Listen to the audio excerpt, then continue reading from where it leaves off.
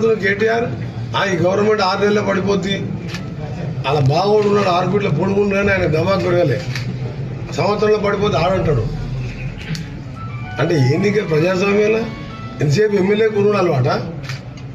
మేము అనుకుంటే నెల రోజులలో 39 మంది ఎమ్మెల్యేలు టీఆర్ఎస్ని 39 ముక్కలు చేస్తా నేను. మాకు అలవాటు లేదు. ఈ 64 మంది మంచి పనులు చేసి వచ్చే 5 ఏళ్ళల్లో 100 మంది ఎమ్మెల్యేని గెలిపించుకుంటాం.